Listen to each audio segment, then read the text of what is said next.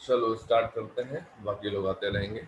So last time में we discussed about कि भाई अपना जो है डिफरेंशिएशन एग्जैक्टली कैसे होता है। ठीक है, मैंने इसके बारे में सभी लोगों को सिखाया था।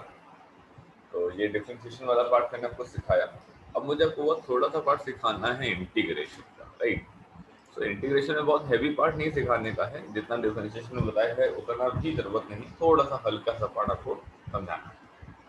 तो first of all there is a question कि what exactly the integration is. Differentiation तो समझ गए कि डिफरेंशिएशन का मतलब ये होता है कि हम लोग जो है कर्व का एरिया निकाल रहे थे, right. So we were involved in finding कि भाई कोई फलाना हमारे पास कर्व है, कोई फलाना हमारे पास कर्व है और उस कर्व के किसी भी पर्टिकुलर पॉइंट को हमने पकड़ लिया। और उस पर्टिकुलर पॉइंट को जब हमने पकड़ लिया तो उसके बाद हमने वहां से एक टेंजेंट ड्रॉ किया। और ये टेंजेंट जो तुम्हारे पास ड्रॉ किया गया, तो इस टेंजेंट के द्वारा एक तुम्हारे पास एंगल बनाया गया with the positive direction of तुम्हारे पास एक्स एक्सिस। जिसने कहा कि जो टेन थीटा तुम्हारे पास है वो तुम्हारे पास एम के बराबर है, और वही तुम्हारे पास क्या है, वही तुम्हारे पास जो है स्लोप है। Okay, and this was called as dy by dx, ठीक है। And if the point was तुम्हारे पास x1 कॉमा तुम्हारे पास जो है y1, so we could call it as your x1 comma तुम्हारे पास y1, मतलब whatever we get we'll put x1 comma y1 in that particular value and we'll get the tan theta value, right. So this was exactly the differentiation, ये तुम्हारे पास differentiation था, ठीक। अब मुद्दा ये है कि ये तो डिफरेंशिएशन था, अब इंटीग्रेशन क्या है। लेट्स सपोज कि मैंने तुमसे कहा कि बेटा ये मैंने तुम्हारे पास कोई एक स्ट्रक्चर बनाया है, ठीक। ये मैंने तुम्हारे पास कोई एक स्ट्रक्चर बनाया है यहाँ पे, एंड इस तरीके से, and this is your y axis and this is your x axis. And what I want is कि ये x इज इक्वल्स टू 2 है, ये x इज इक्वल्स टू 6 है, ये y इज इक्वल्स टू 4 है। मैं तुमसे कहूंगा कि मुझे इसका एरिया चाहिए, तुम कहोगे सर तो बहुत ही सिंपल सी बात है, इसका एरिया चाहिए। आपको तो फॉर्मूला पता होगा सर, लेंथ इनटू ब्रेथ होता है फॉर्मूला। हाँ, बात तो सही है। तो हमने कहा कि सर ये तुम्हारे पास जो इसका एरिया पर लोग को चाहिए है, हम लोग इसका एरिया निकाल सकते हैं। This is called as your तुम्हारे पास length and this is called as your तुम्हारे पास जो है ब्रेथ, ठीक। जिसने कहा कि एरिया निकालने का है तो एरिया निकाल सकते हैं लेंथ इनटू तुम्हारे पास ब्रेथ, ठीक। ये हो जाता है तुम्हारे पास कितना, 6 माइनस तुम्हारे पास 2 इंटू तुम्हारे पास, इसको हम कर लेते हैं, ये 4 है तो इसको कर लेते हैं तुम्हारे पास, ये 2 है, ठीक है। इंटू तुम्हारे पास 2, तो ये 4 इंटू 2, 4 2 जा तुम्हारे पास कितना, 8। आई बात समझे। अब तुम कहोगे कि मैं क्या करता ना सर, मैं इसमें ये करता कि मैं इसमें छोटी छोटी स्ट्रिप बना लेता। एक मैं छोटी सी स्ट्रिप यहाँ बना देता इधर की तरफ, एक यहाँ पे बना लेता। लेट सपोज कि मैं इस स्ट्रिप का एरिया बोलता तुम्हारे पास A1, ठीक। तो मैं एक और छोटी सी स्ट्रिप बना लेता सर, ठीक है, यहाँ पे बना लेता सर, ठीक है, ऐसे करके। ये कोई तुम्हारे पास स्ट्रिप होती तुम्हारे पास जो है A2, ठीक। ऐसे करके मैं एक स्ट्रिप जो है बीच में बना लेता यहाँ पे। कोई मैं बनाता, सपोज कि मैंने बना ली ये वाली स्ट्रिप बना ली, ठीक है, ऐसे करके। तो ऐसे करके मैं बहुत सारी स्ट्रिप बना लेता, और ये तुम्हारे पास A1 A2 A3। अगर मैं तुमसे कहता कि अब मेरे को एरिया चाहिए बाय स्ट्रिप, तो मैं क्या करता, A1 plus A2 plus A3, ठीक है। अब तो तुम्हारे पास जितनी भी तुमने स्ट्रिप निकाल रखी है वो सारी ले आओ, ऐड कर लो, और अंत में लेट सपोज तुम्हारे पास 1.01, ठीक है, 0.32, ठीक है, और क्या नाम है 2.08, ठीक है, 3.1, ठीक है। ऐसे करते करते कुछ तुम्हारे पास वैल्यूज आती, और अंत में तुम मुझको ये कह देते कि इनका आंसर आया है 8.00। तो इसने कहा कि ठीक है, बात तो सही है। तो इसने कहा कि मैं क्या कर रहा था ना, मैं तुम्हारे पास इस पर्टिकुलर तुम्हारे पास कर्व को देखूं, ठीक है, इस पर्टिकुलर कर्व को देखूं। कर्व कौन सा, ये एम एन कर्व को देखूं। तो एम एन कर्व के नीचे मैंने पूरा का पूरा एरिया निकाल लिया। मैंने एम एन कर्व के नीचे पूरा का पूरा मैंने क्या निकाल लिया, मैंने पूरा का पूरा एरिया निकाल लिया। इसने कहा कि ठीक है, एरिया निकाल लिया। मेरे को तो फॉर्मूला पता था, तो आपने ये क्यों करा। इसने कहा ये मैंने इसलिए करा कि मान लो कि सिचुएशन अपने पास कहीं ऐसी आ गई, तो क्या करेंगे हम लोग।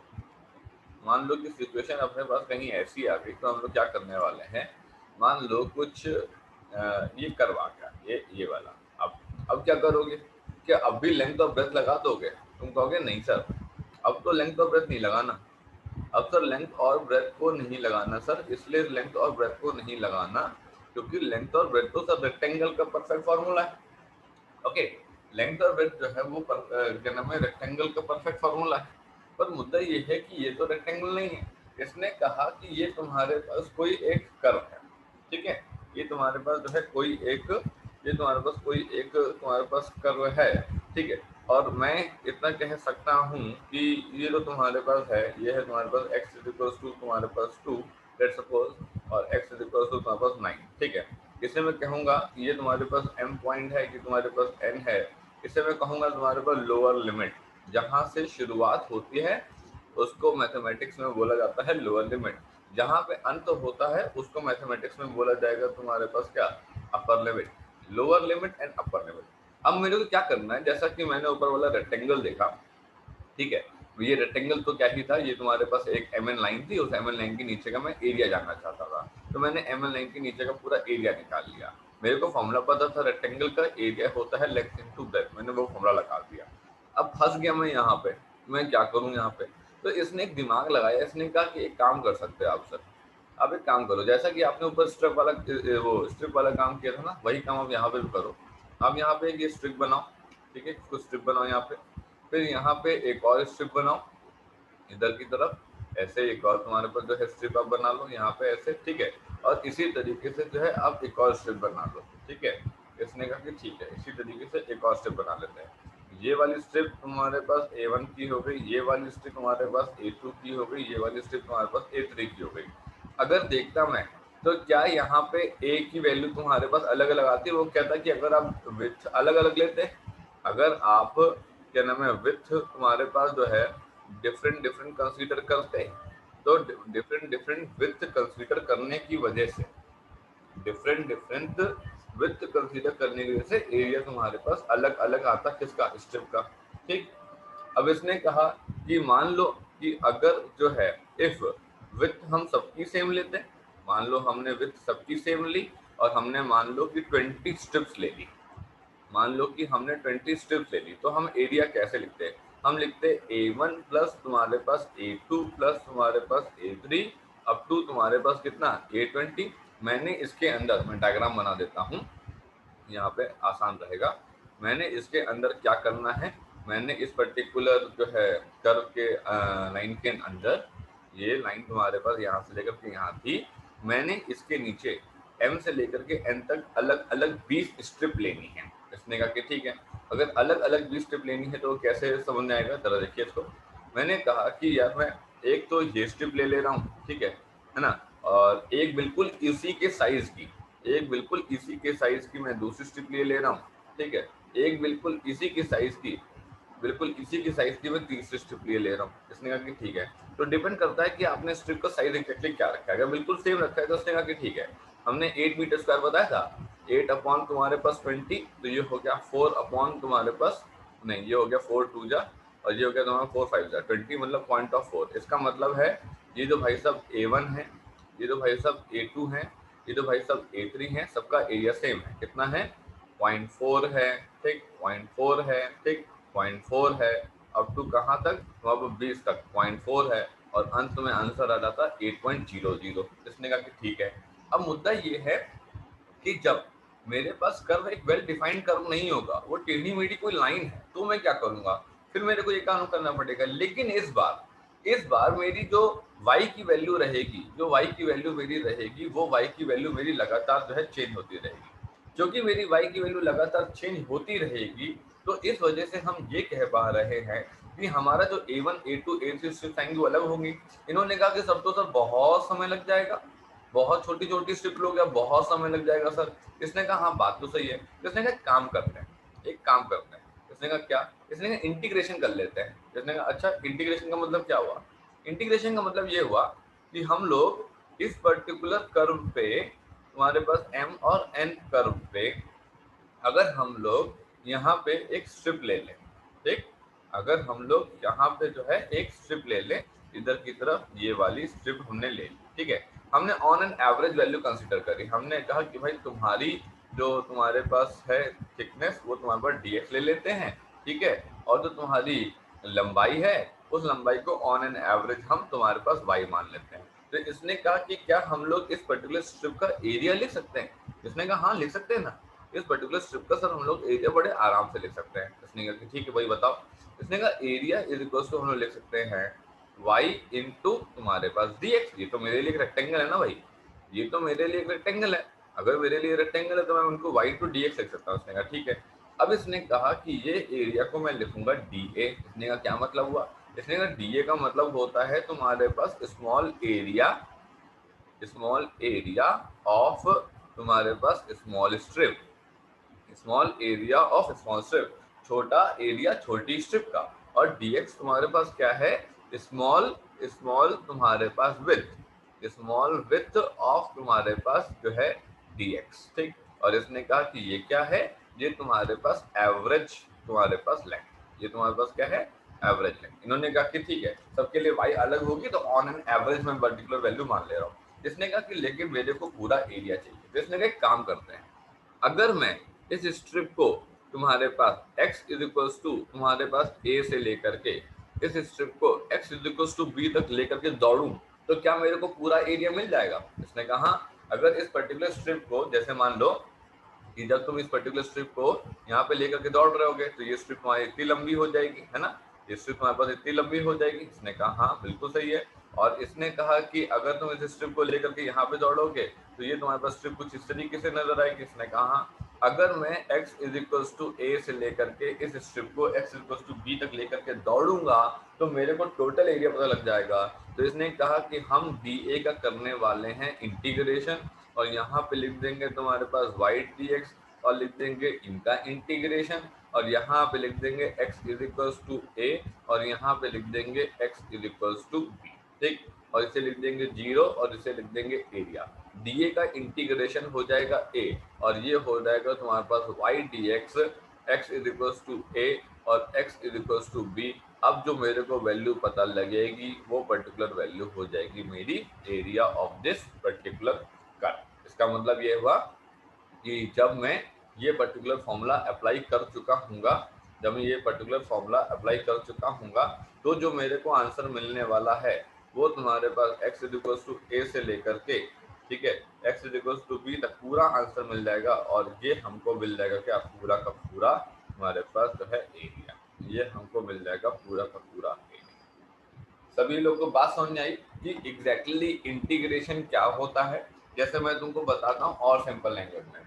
जैसे तुमको मान लो, तुमने देखा भी होगा, अब तुम्हारे टाइम में तो इतना नहीं होता, हमारे जब समय था आज से 15-20 साल पहले की अगर मैं बात कर लूँ, ठीक है, तो होता क्या था कि जब कोई मार्केट में कोई प्रोडक्ट लॉन्च होता था, जैसे मान लो कि मार्केट में कोई टूथपेस्ट लॉन्च हुआ है, राइट।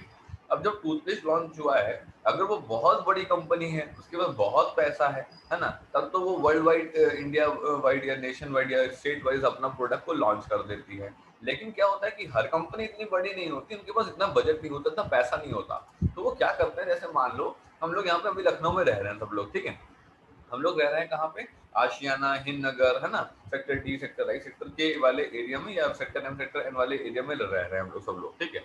अब जैसे मान लो कि कोई पर्टिकुलर प्रोडक्ट मैंने बनाया, लेट्स सपोज मैंने टूथपेस्ट बनाया, ठीक है, मैंने उस टूथपेस्ट का नाम रखा एबीसी टूथपेस्ट, कोई एबीसी टूथपेस्ट है। मैं I want to launch that toothpaste in Lucknow and Kanpur and Allahabad and Varanasi, ठीक है। अब यार ये दोनों, ये सब सिटी के जो मैंने नाम लिया, कोई छोटी मोटी सिटी तो है नहीं कि बस 15-20 हजार लोग रहते हो। यहाँ तो 40 लाख 50 लाख की आबादी है एक एक सिटी की। अब अगर मैं अपना प्रोडक्ट एकदम से लॉन्च कर दूंगा, मेरे पास बजट भी इतना नहीं है, तो हो सकता है कि मेरा काम धंधा बंद हो जाए, है ना, हो सकता है कि मेरा प्रोडक्ट अच्छा ना लगे लोगों को। तो मैं क्या करूंगा, मैं इस पर्टिकुलर प्रोडक्ट को मेरे को इतने बड़े एरिया में लॉन्च करना है, तो मैं क्या करूंगा, मैं लखनऊ में आकर के आलमबाग साइड में इस पर्टिकुलर प्रोडक्ट को लॉन्च करूंगा। ये रहा मेरा आलमबाग साइड, ठीक है, ये रहा मेरा आलमबाग साइड। अब ये जो मेरा आलमबाग साइड है, इस पर्टिकुलर एरिया में मैंने अपने प्रोडक्ट को लॉन्च किया, ठीक। मैंने इस प्रोडक्ट को सर्वे के दौरान लोगों से कहा, मतलब मैंने कुछ असिस्टेंट रखे कि जाओ ये लोगों को देना और 20 दिन बाद जाकर के इसका रिस्पॉन्स पूछ लेना कि ये टूथपेस्ट मुझे कैसा लगा। यहाँ पे तो मैं ओके हो गया, यहाँ पे मैं ओके हो गया। अगर मैंने ये कहा कि मैं आलमबाग एरिया में ओके हो गया हूँ या आशियाना एरिया में ओके हो गया हूँ, तो इसका मतलब है कि ये राजाजीपुरम वाला एरिया, ये क्या नाम है, सेक्टर एम सेक्टर एन वाला एरिया, ये सरोनी नगर वाला एरिया, ये तुम्हारे पास जो है श्रृंगार नगर वाला एरिया, ये चारबाग तक एरिया, ये सारे के सारे मैं इस पर्टिकुलर प्रोडक्ट को लॉन्च करता हूँ, जो कि मैं यहाँ पे रहने वाली जनता का मूड जान गया, यहाँ पे रहने वाली जनता का मैं टेस्ट जान गया कि उन्हें क्या नाम है सॉल्ट वाला टूथपेस्ट ज्यादा पसंद आ रहा है, या इन्हें जो है अलग हल्दी वाला टूथपेस्ट को ज्यादा पसंद आ रहा है ना। मैंने अलग अलग वेरिएंट निकाले तो मैंने चेक किया। तो इसी तरीके से क्या होता है, इसी तरीके से सर्वेइंग होती है। सर्वेइंग में क्या होता है, छोटी सी चीज पहले निकालते हैं और उसके बाद उसका रिजल्ट जान करके उसको लॉन्च कर देते हैं। सेम वही काम किया मैंने। मेरे को चाहिए था एम से लेकर के एन तक का एरिया, पर मैं यहाँ पे कोई फॉर्मूला नहीं निकाल सकता था, तो मैंने क्या किया, एक स्ट्रिप पकड़ी, उस स्ट्रिप का एरिया निकाला, उसे यहाँ से स्टार्ट किया और यहाँ तक लेकर के गया दौड़ करके, और मेरे को पूरा का पूरा एरिया पता लग गया। इसे बोलते हैं इंटीग्रेशन। इंटीग्रेशन मतलब इंटीग्रेट करना। इंटीग्रेट का मतलब होता है तुम्हारे पास समेशन ऑफ तुम्हारे पास ऑल एरिया। समेशन का मतलब क्या होता है कि एक एरिया निकालो, उनको ऐड करते जाओ, इसको बोलते हैं तुम्हारे पास क्या, इसको बोलते हैं इंटीग्रेशन। सभी लोग को बेसिक बेसिक बात समझ आई, इंटीग्रेशन कहते किसको है, सभी लोग को क्लियर हुआ? ठीक है। अब आपको ये दोबारा कभी जिंदगी में नहीं पढ़ना पड़ेगा, लेकिन कभी कोई तुमसे पूछ ले कि बेटा इंटीग्रेशन पढ़ चुके हो, इतना सब कुछ पढ़ ली हो, इंटीग्रेशन का मतलब भी पता ही नहीं पता, तो बता देना। इंटीग्रेशन का मतलब सर ये होता है जब किसी भी कर्व के नीचे हमको, जब किसी भी अनसिमेट्रिक कर्व के नीचे हमको कोई पर्टिकुलर एरिया निकालना होता है, तो हम स्ट्रिप कंसीडर करते हैं और उस स्ट्रिप को हम बाई डी एक्स ले लेते हैं, जैसा कि हमने यहाँ पे एरिया लिया। उसको जब हम एक्स इक्वल टू ए से लेकर एक्स इक्वल टू बी तक लेकर के दौड़ते हैं ना, तो हमको पूरे कर्व का एरिया मिल जाता है। इसी पर्टिकुलर प्रोसेस को हम लोग कैलकुलस का इंटीग्रेशन बोलते हैं। सभी लोगों को क्लियर है भाई? किसी को कोई डाउट तो नहीं, हल्का फुल्का भी? ठीक, ये बस आपकी इंफॉर्मेशन नॉलेज के लिए मैंने बताया, कोई कभी तुमसे पूछ ले तुम्हें पता ही नहीं है, ठीक है, तो ये अच्छा नहीं लगता। फिर चलो आगे देखते हैं। अब इसमें फॉर्मूला, ठीक है, अब इसमें मुझे तुम्हें कोई बहुत हैवी फॉर्मूले नहीं बताने हैं, मुझे बहुत सिंपल सा बस एक फॉर्मूला बताना है जिसमें काम हो जाएगा। बाकी जो फॉर्मूले होंगे वो सब्सिक्वेंट क्वेश्चन आने में मैं समझाता चला जाऊंगा। देखो जरा, जैसा कि हम लोगों ने देखा था कि y इज इक्वल टू तुम्हारे पास x की पावर n था, ठीक है, डी वाई अपॉन तुम्हारे पास डी एक्स जो हमने किया था वो था N X N minus one, right. और ये था तुम्हारे पास क्या, इसे हम लोग बोल रहे थे तुम्हारे पास क्या, डिफरेंशिएशन, ठीक। इसने कहा ठीक है सर कोई दिक्कत नहीं। अब लेट सपोज कि मेरे पास x की पावर n है, ठीक है, और तुम्हारे पास dx है। अच्छा ये dx क्या है, ये जो dx सामने लग रहा है, ठीक है, indication that indication that indication that integration में be done, integration that integration में बी डन, इंटीग्रेशन किया जा सकता है, इस बात का थोड़ा सा ये संकेत दिया जा रहा है। इसने कहा कि ठीक है, इसका मतलब है whenever you are going to do integration, someone with dx और dy और dz और dp और dt will be available, always, हमेशा अवेलेबल रहने वाला है। इसने कहा ठीक है। इसने कहा कि क्या फॉर्मूला बताओ, x की पावर n तुम्हारे पास dx। अच्छा ये कौन है, ये तुम्हारे पास जो सांप जैसा बना रहे हैं ये कौन है, ये तुम्हारे पास सिंबल है, ये तुम्हारे पास कौन है, ये तुम्हारे पास symbol of integration, right. You must understand what is this, this is the symbol of integration, ठीक है। आपसे कभी कोई पूछेगा नहीं कि ये क्या है, तुमको पता होना चाहिए कि ये क्या है, ठीक है। अच्छा x की पावर n तुम्हारे पास dx, ठीक है। इसने कहा कि x की पावर n dx का फॉर्मूला होता है x की power n plus one upon तुम्हारे पास n प्लस वन प्लस तुम्हारे पास c।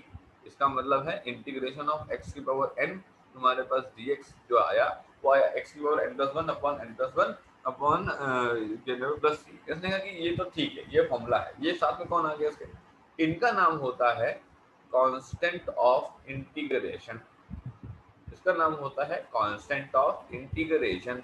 क्या करें इनका, इनका कुछ ना करो, देखो हमने क्या लिखा, हमने लिखा x की पावर 7, ठीक है, हमने लिखा dx, तो ये कितना हो गया x की पावर 7 प्लस वन अपॉन तुम्हारे पास 7 प्लस वन प्लस तुम्हारे पास c, ये कितना हो गया, ये हो गया है तुम्हारे पास x की power 7 plus one that is तुम्हारे पास 8, दैट इज तुम्हारे पास 8 अपॉन तुम्हारे पास 8 प्लस c, बात समझे, x की पावर 8 अपॉन तुम्हारे पास 8 plus c and this x 7 तुम्हारे पास dx, ये हो गया तुम्हारे पास कांस्टेंट ऑफ इंटीग्रेशन, ठीक, कोई दिक्कत नहीं। अब इसको समझिएगा जरा, इसने कहा कि ये c का मतलब एग्जैक्टली क्या है, सर लॉजिक क्या हुआ, आप c1 लगाओ तो। इसने कहा देखो बेटा, अगर मैं तुमसे कहता कि y is equal to X की पावर तुम्हारे पास 8 अपॉन तुम्हारे पास 8 प्लस तुम्हारे पास 10 है, ठीक है। मुझे एक काम करो, मुझे इसका जो है डिफरेंशिएशन करके दिखाओ, ठीक है। Differentiate it with respect to X, X के रिस्पेक्ट में इसको डिफरेंशिएट करके दिखाओ। तुम कहोगे ठीक है, कोई दिक्कत नहीं है। डी वाई अपॉन तुम्हारे पास d x is equal to d y d x of x की पावर 8 अपॉन तुम्हारे पास 8 plus d by D x of तुम्हारे पास 10। बात समझे? ये कितना होगा? 8x 8 माइनस 1 अपॉन तुम्हारे पास 8 प्लस तुम्हारे पास कितना 0। इसने कहा कि ठीक है, तो इसने कहा कि कितना है आंसर? ये 8 और ये आ गया x की पावर 7 प्लस तुम्हारे पास 0 और ये आ गया x की पावर 7। इसका मतलब क्या हुआ?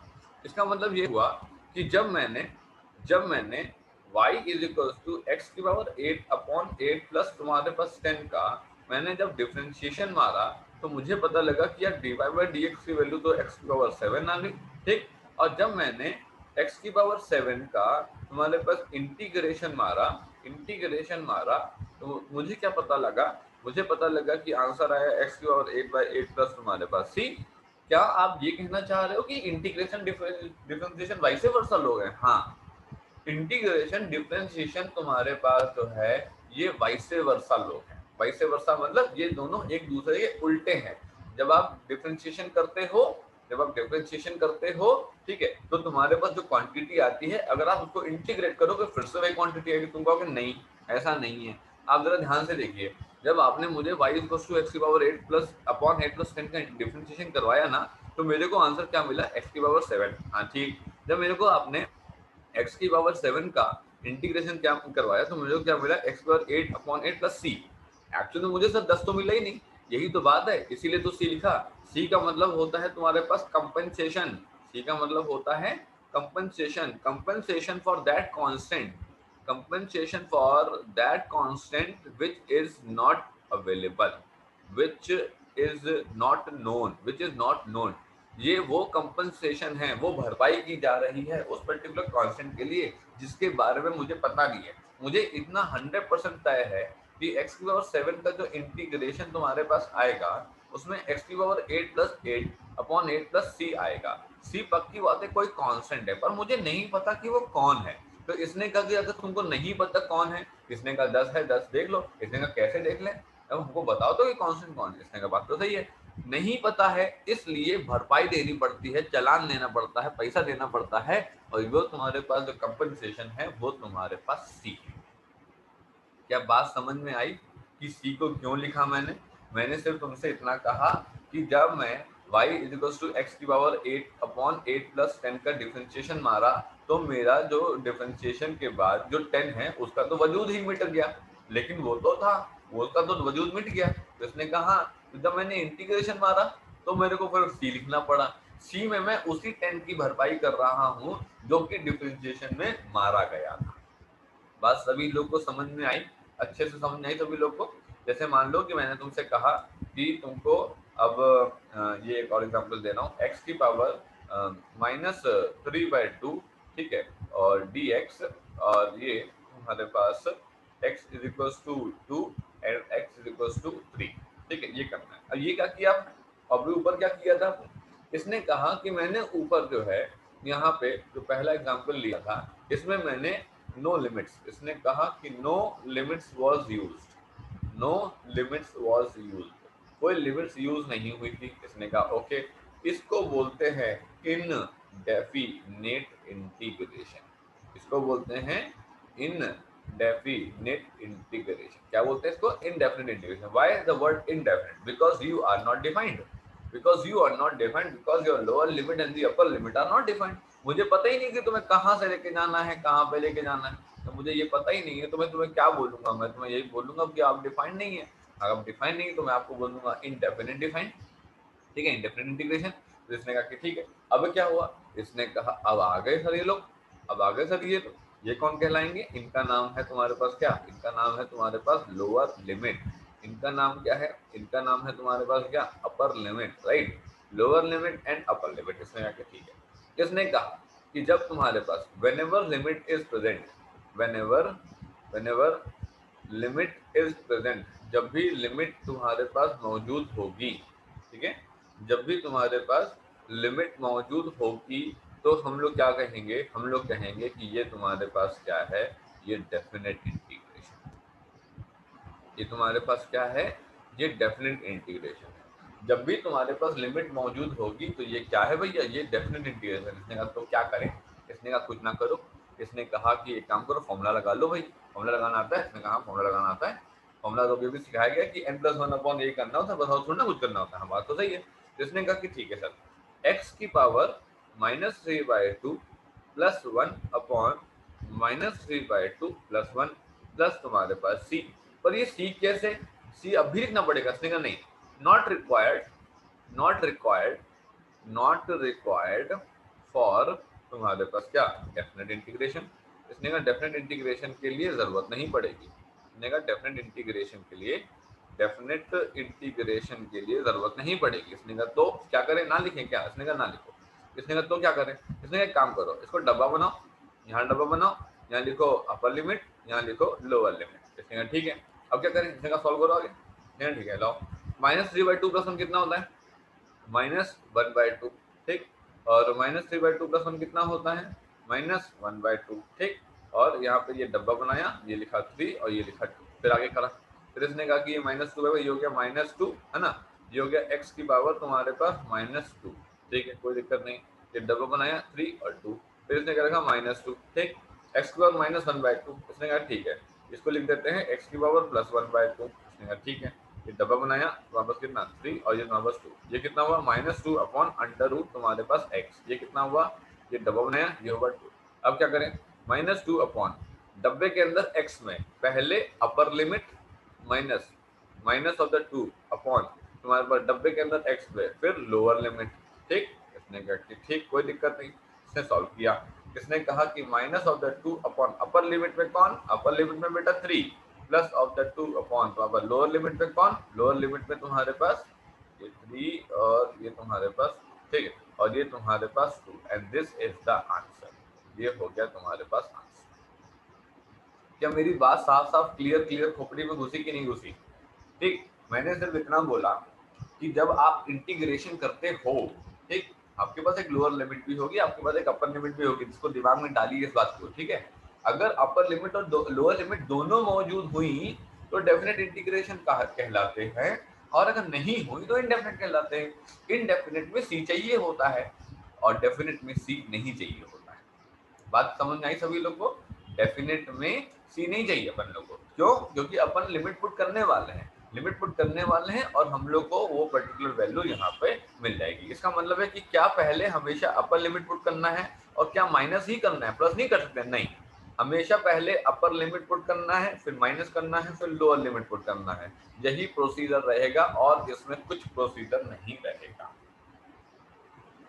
सभी लोग को बात क्लियर हुई क्या, सभी लोग को समझ में आया कि एग्जैक्टली क्या हुआ।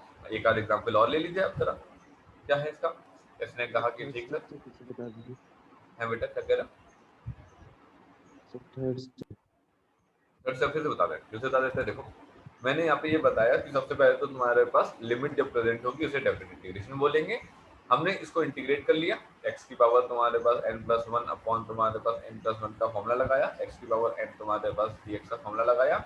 ये फॉर्मूला लगाने के बाद हमने c को यहाँ पे लिखा, लेकिन इसने कहा ये चाहिए ही नहीं है हमको यहाँ पर डेफिनेट इंटीग्रेशन के लिए। इसने कहा ठीक है, c को गायब कर दिया, ये वैल्यू हमने सॉल्व करी, ये हमने अपर लिमिट पुट करी, ये हमने लोअर लिमिट पुट करी, फिर हम सॉल्व करते गए, अपर लिमिट पुट करी, लोअर लिमिट पुट करी, upper limit, lower limit, upper limit, lower limit. जब हमने सॉल्व कर लिया, अब हमने x की जगह पे अपर लिमिट की वैल्यू 3 को पुट किया, ये रही 3, और हमने x की जगह पे लोअर लिमिट की वैल्यू पुट किया, ये रही तुम्हारे पास 2, और यहाँ पे डाल दिया, और इस तरीके से हमने इसको यहाँ पे सॉल्व कर दिया।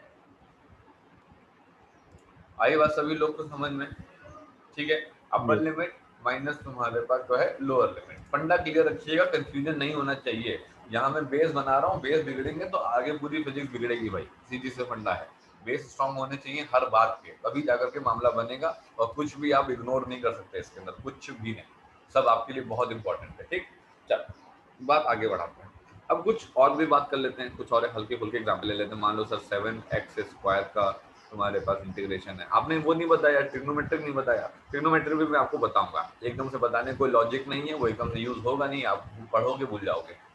जब इस्तेमाल होगा तो मैं आपको क्या 15-20 मिनट के अंदर पूरा पढ़ा दूंगा। चलो 7 आ गया, इसने कहा यहाँ पे क्या करना है, इसने कहा 7 बाहर ले लिया, ये हो गया एक्स स्क्वायर, ये हो गया डी एक्स, ठीक, ये हो गया तुम्हारे पास 7 एक्स की पावर 2+1 अपॉन तुम्हारे पास 2+1 प्लस तुम्हारे पास जो है सी, ठीक है। तो ये आ गया तुम्हारे पास इसका इंटीग्रेशन, तो ये हो गया 7 तुम्हारे पास एक्स क्यूब अपॉन तुम्हारे पास 3 प्लस सी। अब ये नहीं कि 7 इसके साथ ऐसे आ जाएगा, नहीं ऐसा नहीं आएगा, एग्जैक्टली होगा क्या, ये 7 एक्स के साथ था तो एक्स एक्स स्क्वायर के साथ था, तो एक्स स्क्वायर के साथ का जो इंटीग्रेशन होगा ना वो आएगा, तो 7 एक्स क्यूब बाई 3 प्लस तुम्हारे पास सी, ये आ गया। इसने कहा ठीक है, और तुम्हारे पास देखा जाए, इसने कहा और देख लीजिए क्या दिक्कत है, तो इसने कहा कि एक्स की पावर तुम्हारे पास -1 का करें तो इसने कहा फंस जाएंगे सर इसमें, तो हम लोग फंस जाएंगे हम लोग, -1+1 अपॉन -1+1, अरे तो गड़बड़ हो जाएगा सब, ये तो इन्फाइनाइट आ जाएगा सर, एक्स की पावर 0 अपॉन तुम्हारे पास 0, ये हो गया तुम्हारे पास इन्फाइनाइट, ऐसे कैसे होगा, तो इसने कहा बात तो सही है, इसने कहा ऐसे तो नहीं होगा, तो इसने कहा फिर कैसे होगा, तो इसने कहा कि ये तुम्हारे पास है एक्स की पावर -1 dx, तो ये है तुम्हारे पास 1 अपॉन एक्स तुम्हारे पास dx, इसका इंटीग्रेशन होता है लॉग तुम्हारे पास x प्लस सी, ठीक है, इसका इंटीग्रेशन का फॉर्मूला होता है कितना, लॉग x प्लस सी, ठीक है। तो जब भी तुम्हारे पास इंटीग्रेशन का आए तो दो ही तरीके के इंटीग्रेशन आते हैं फिजिक्स में तुमको, ठीक है, जब तुम मैथ्स में पढ़ोगे तो बहुत तरीके के इंटीग्रेशन आएंगे, लेकिन फिजिक्स में महज 2 तरीके के आते हैं, ठीक है। तो इस तरीके से तुमको यहाँ पे करना होगा।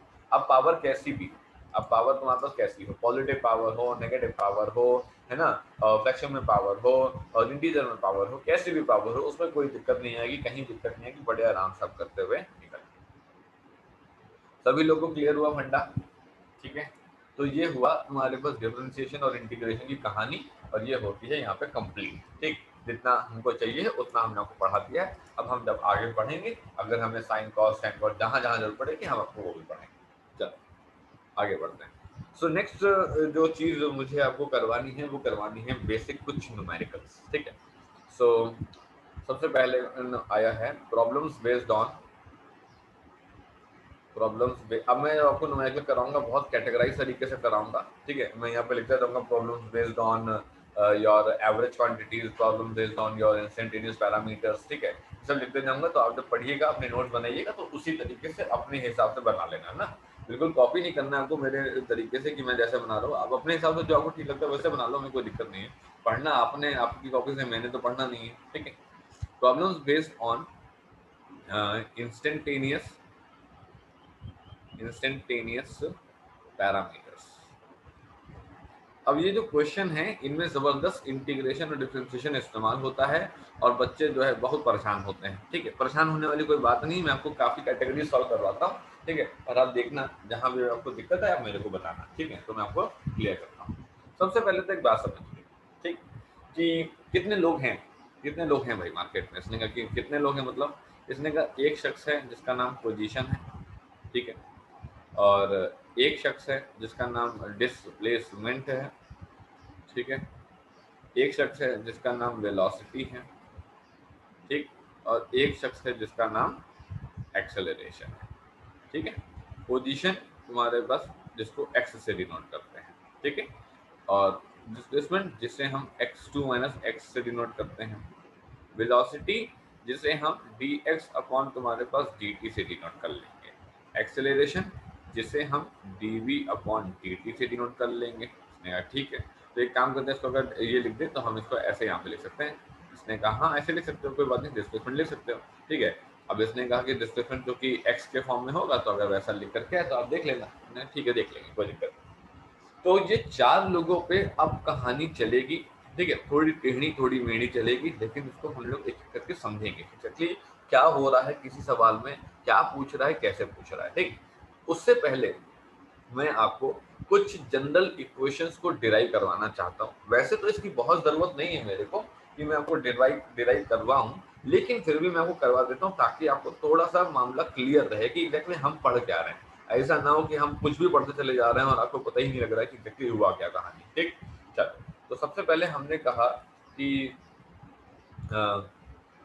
Equations for equations for uniformly uniformly accelerated motion. अब एक शर्त लगा दी मैंने तुम्हारे ऊपर, अब एक मैंने तुम्हारे ऊपर जो है शर्त लगा दी है। ये शर्त क्या है? इक्वेशंस फॉर यूनिफॉर्मली तुम्हारे पास यूनिफॉर्मली एक्सेलरेटेड मोशन। ठीक, अब देखिए जरा इसने क्या होता है। इसने क्या equation for uniformly accelerated motion, हम तीन इक्वेशन के बारे में बात करने वाले हैं। एक तो बात करने वाले हैं v equals to U plus तुम्हारे पास ए टी के बारे में। दूसरी हम बात करने वाले हैं s equals to U T plus तुम्हारे पास हाफ ए टी स्क्वायर के बारे में।